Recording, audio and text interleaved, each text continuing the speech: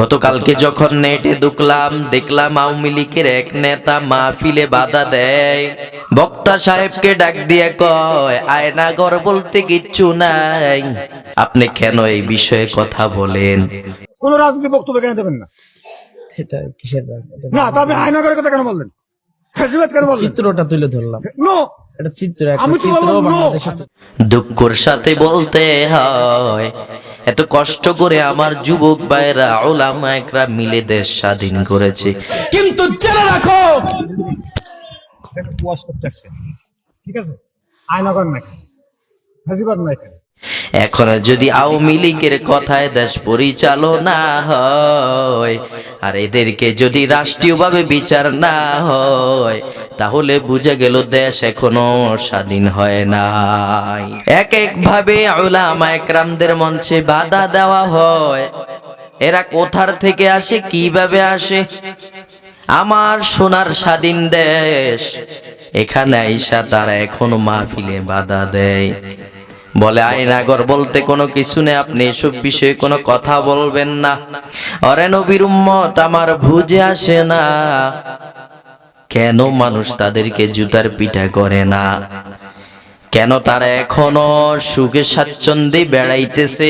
যদি রাষ্ট্রীয়ভাবে বিচার না করা হয় আমরা নিজেরাই আইন নিজের হাতে তুলে নিব, তাদেরকে পিঠের চামড়া তুলে নেওয়া হবে।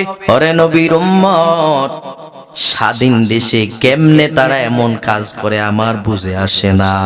দেশ নাকি স্বাধীন হয়েছে, দেশ যদি স্বাধীন হয় আওয়ামী লীগের দালালেরা এখনো কিভাবে মাহফিলে বাধা দেয়? দেশ যদি স্বাধীন হয় কিভাবে তারা এখনো গুন্ডামি করে? দেশ যদি স্বাধীন হয় কিভাবে তারা হেঁটে হেঁটে ডাকাতি করে?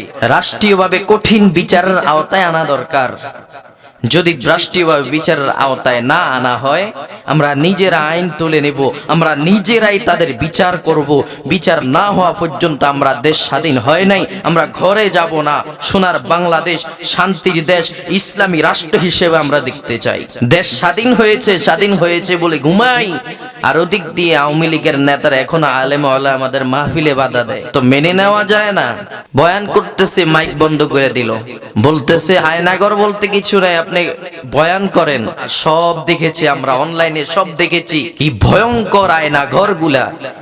মানুষ কি মানুষের জন্য এমন করতে পারে? এদেরকে সুযোগ দেওয়া যাবে না, যেখানে পাবেন জুতার পিটা করবেন। স্বাধীন দেশ বলে এখন আর ঘুমানোর সময় নাই। এখনো যদি মাহফিলে বাধা হয়, এখনো যদি কোরআন থেকে কথা না বলতে পারে, এখনো যদি স্বৈরাচারের বিরুদ্ধে আওয়াজ না তুলতে পারে, তাহলে কিসের দেশ স্বাধীন হয়েছে? যুবকরা রক্ত দিয়েছে, শত শত মায়ের বুক খালি হয়েছে, এরপরেও যদি কোরআনের কথা উলামা ইকরাম উচ্চ স্বরে না বলতে পারে, হক কথা না বলতে পারে, তাহলে কিসের দেশ স্বাধীন হয়েছে?